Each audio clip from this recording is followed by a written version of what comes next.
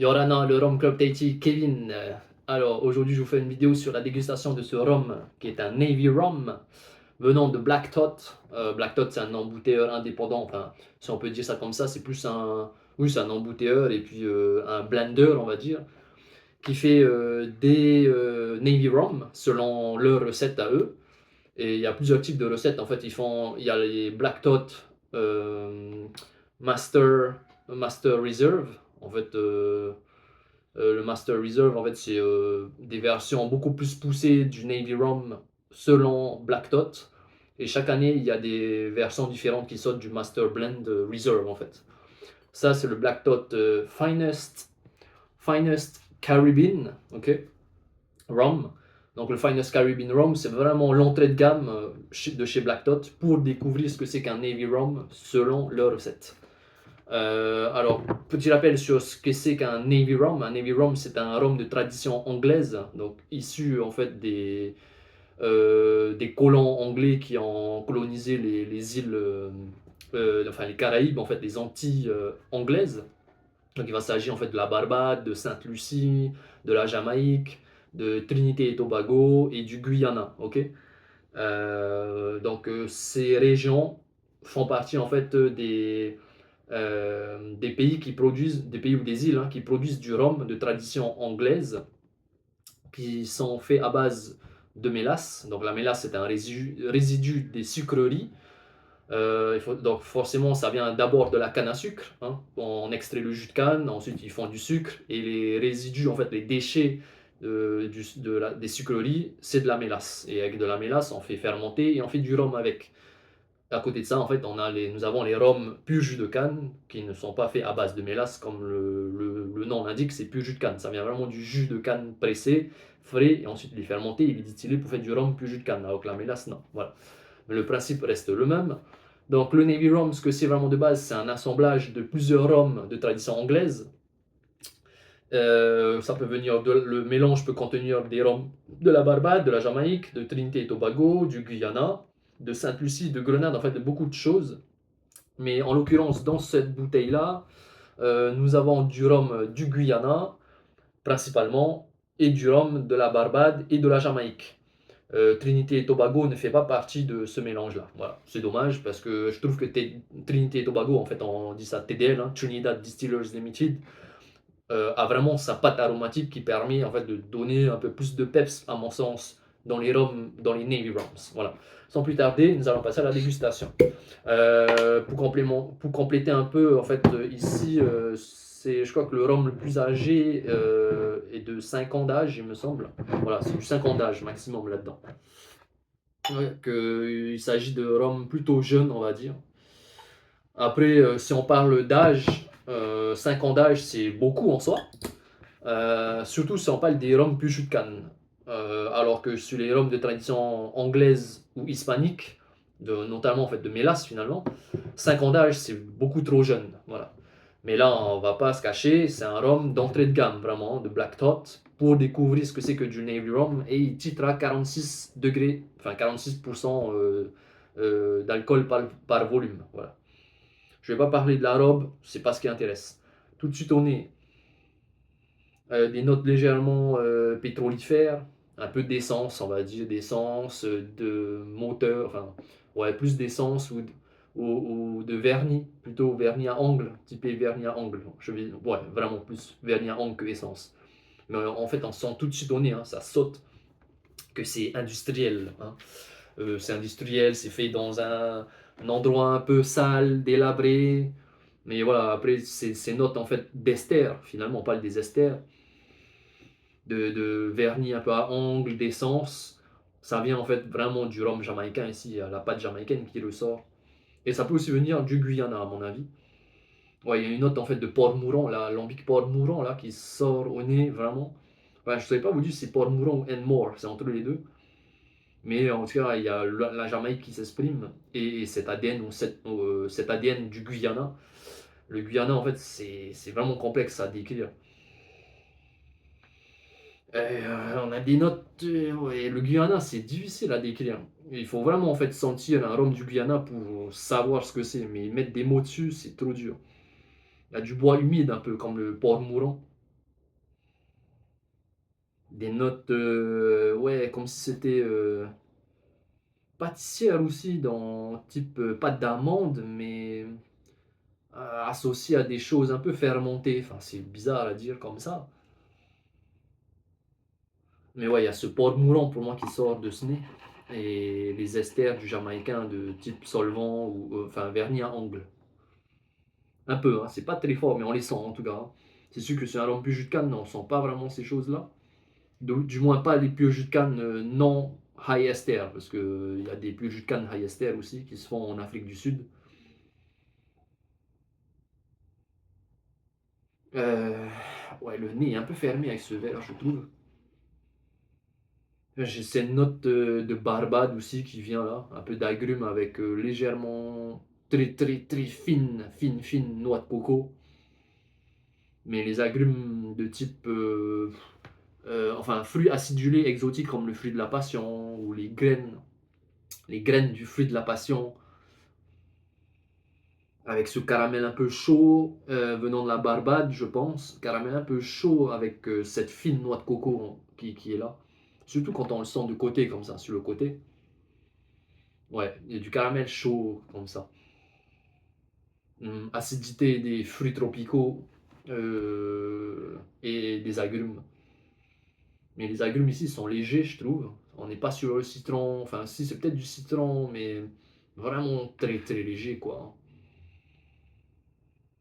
Et puis, il y a cet aspect aussi alcooleux qui fait qu'on a l'impression que c'est des fruits acides qui ressortent de ce nez, parce que l'alcool, il vient un peu piquer les narines. Après, avec ce verre, ça aide hein, à ne pas avoir les narines en flammes. Mais ouais, il est un peu fermé, je trouve, le nez. Mais il donne envie, en fait, de le boire. C'est ça qui est bien. Ouais, il y a un côté, enfin, il y a un aspect sucre brûlé qui vient un peu du porc mourant, je pense, enfin du Guyana. Comme j'ai dit, je ne sais pas si ça vient de l'alambic porc mourant ou de l'alambic Enmore, enfin l'alambic à colonne, double colonne Enmore.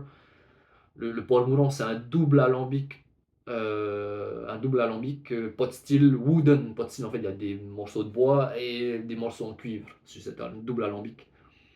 Enfin, c'est un alambic à repasse. Enfin, il y a deux alambics qui sont reliés en fait.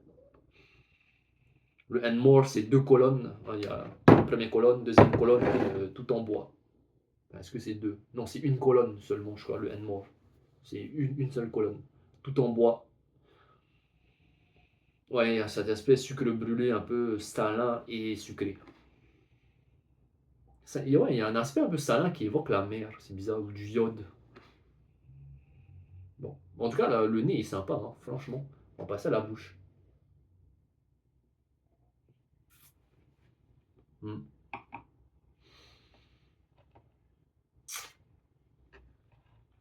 Hmm. Hmm.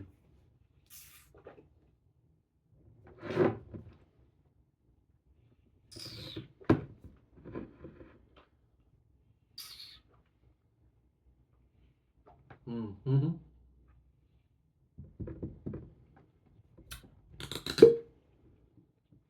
C'est sympa le bouchon en bois, bien gravé avec Black Tot en fait, le logo Black Tot. Hmm. Ah ouais, il y a, c'est un Navy Rum, hein. C'est un Navy Rum qui est à 46 degrés, enfin 46,2 degrés, mais les vrais Navy Rum, ils sont boutés à 54 degrés, au Navy Proof en fait. Navy Proof, c'est le degré d'alcool à l'époque qui permettait en fait de toujours enflammer la poudre à canon lorsque les tonneaux de rhum se versaient dessus la poudre à canon. Bah oui, pour pas gaspiller en fait, enfin pour ne pas ruiner la poudre à canon, il fallait un taux d'alcool bien précis pour qu'elle s'enflamme toujours. Si c'était à 52 degrés, ben, enfin moins de 54 degrés, la poudre à canon ne s'enflammait pas.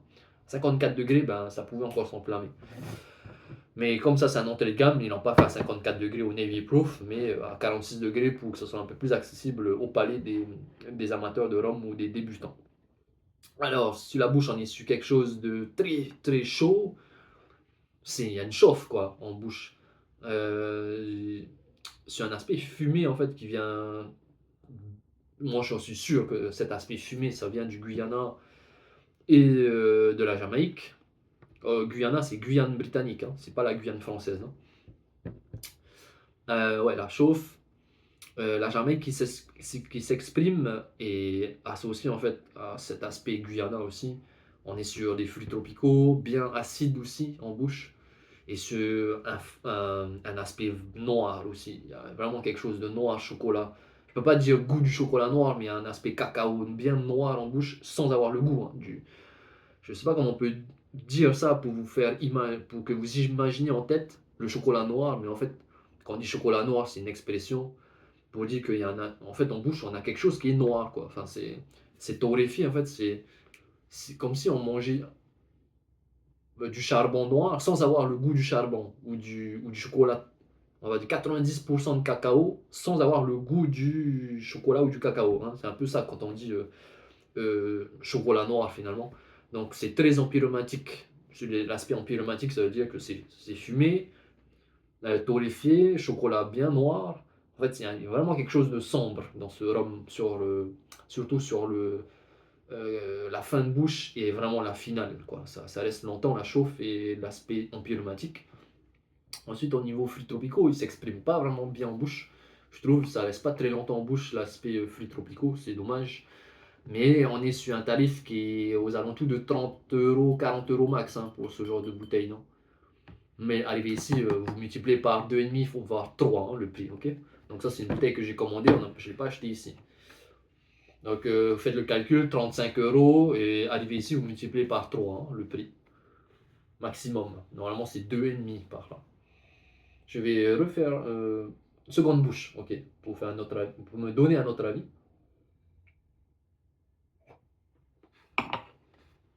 Hmm.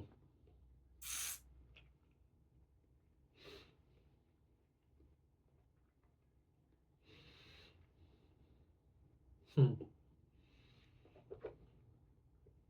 Oh, c'est rigolo ça.